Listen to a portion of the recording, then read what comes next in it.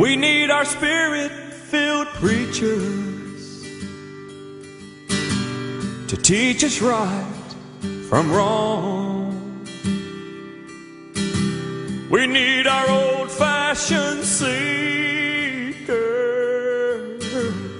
who'll pray all night long. I was a drug dealer, gunslinger too.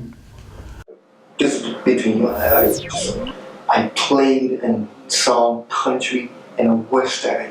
I said, my favorite group was the Spencers.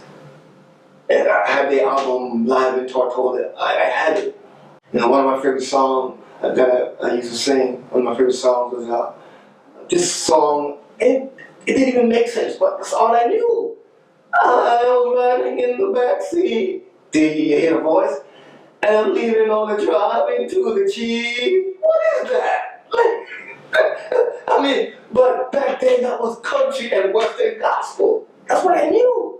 I was born and raised in Los Angeles, and I recently found out that my grandfather is Bajan, so I do have a West Indian connection. But the very first reggae song I ever heard was Ravers by Still Pulse. I'm driving down the street in LA, and KGLH starts bumping this music, and I'm like, what is this?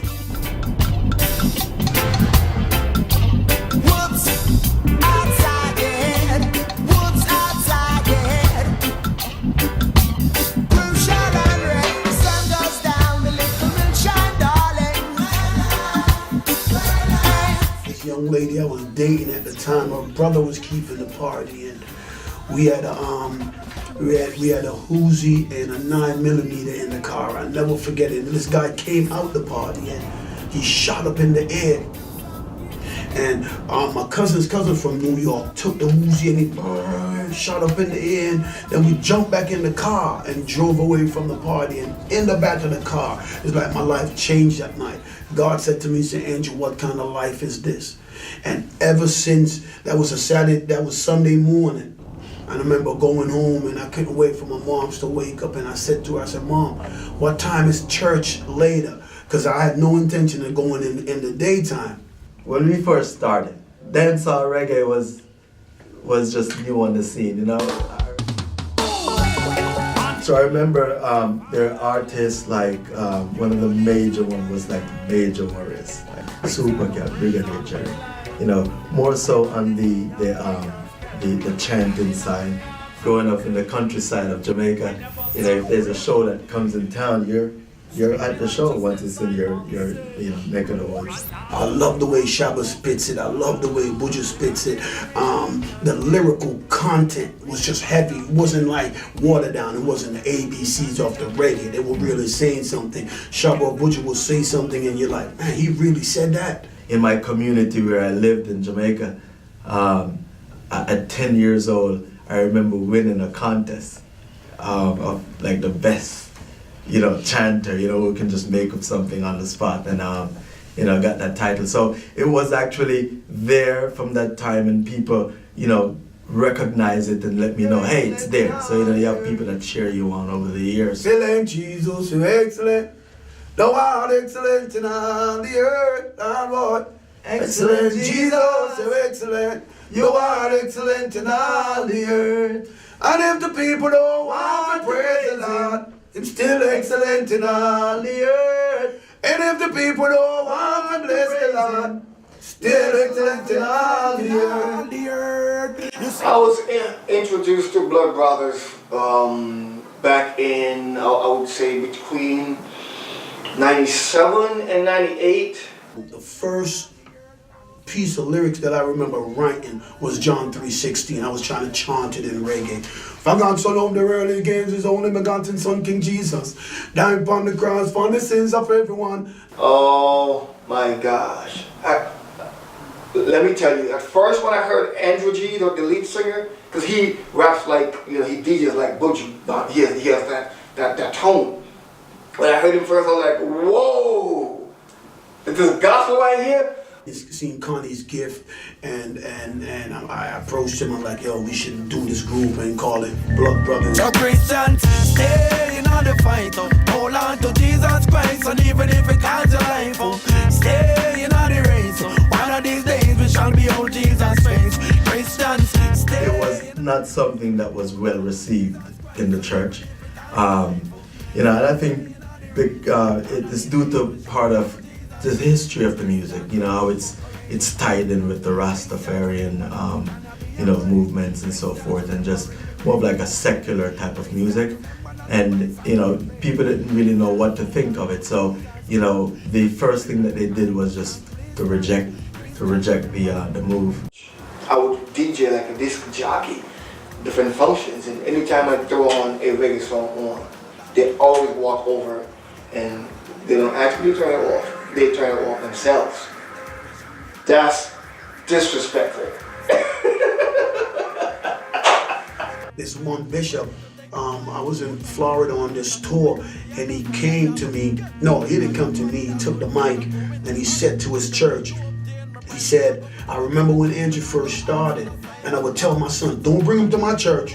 I don't want him singing in my church.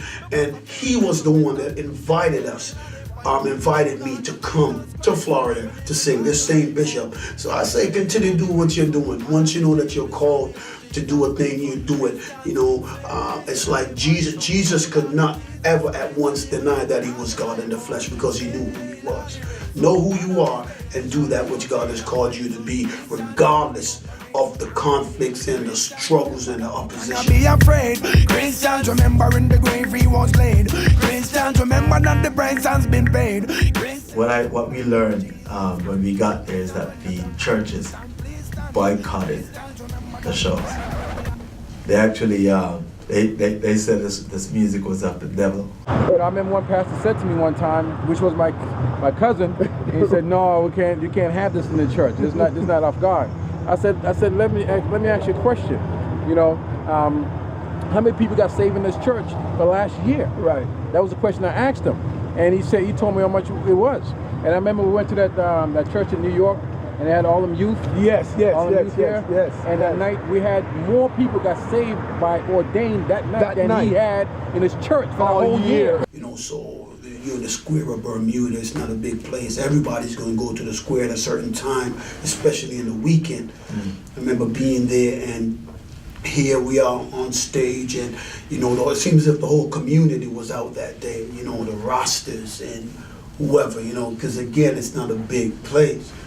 And I remember when there's this lady on stage singing her little Christian songs, glorifying the Lord, and these rosters, they was just there, Selassie, and they're saying whatever, and I'm there and I'm watching it, but but my intent is to move strategically, because I knew what I was going to do. So we went up, and I think the first song we sung is from the Blood Brothers' excellent album. It's False God, and it's about Selassie, your God, and we're there singing, and I kid you not, the Rasta community that was there, they attacked us.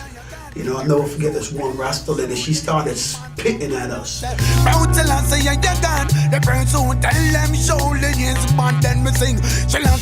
the first fan club letter that we received was from someone that was 13 years old, and she was Spanish.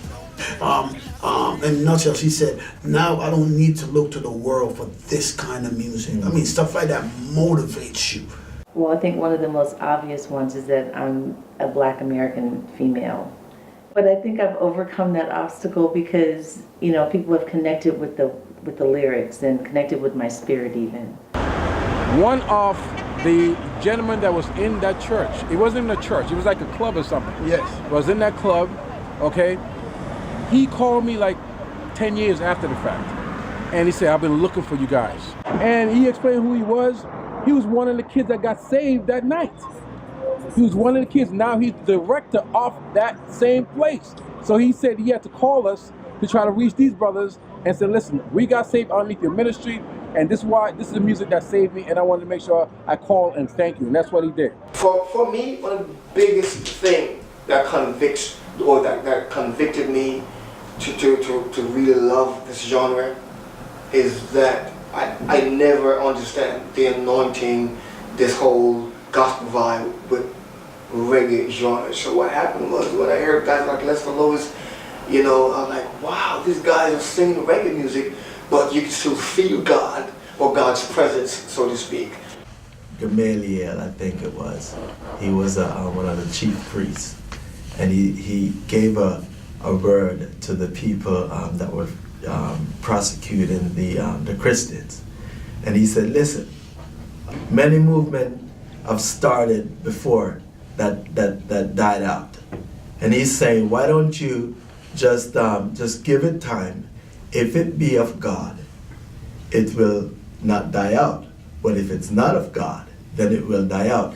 Now then he said this, if it is of God and you're fighting it, and you're not fighting them, you're fighting God. And it's nothing, held against them.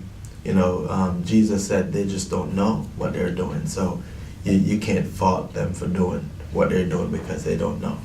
Papa San, he called me, man, and was there talking on the phone for a while. That's when he just got saved. And this is what he said. He said, me and Junior Tucker, we were talking and we were saying that we about to be Rastas and we're going to highlight Selassie as God. And he said, had it not been our Blood Brothers album, they would have gone Selassie's way. So, we see the evidence, we see the fruits of our labor. And this is why this documentary is being done right now, because God was in it then and he's in it now. Jesus Christ ruled, that's why we sing songs like these. You know what? Yeah. Can't do let him run things, him come first. Big him up. I make Satan revert. Can't do let him run things, him come first. Big him up. I make Satan revert. Can't do let him run things, him come first. Big him up. I make Satan revert. Can't do let him run things, him come first. Big him up. I make Satan revert.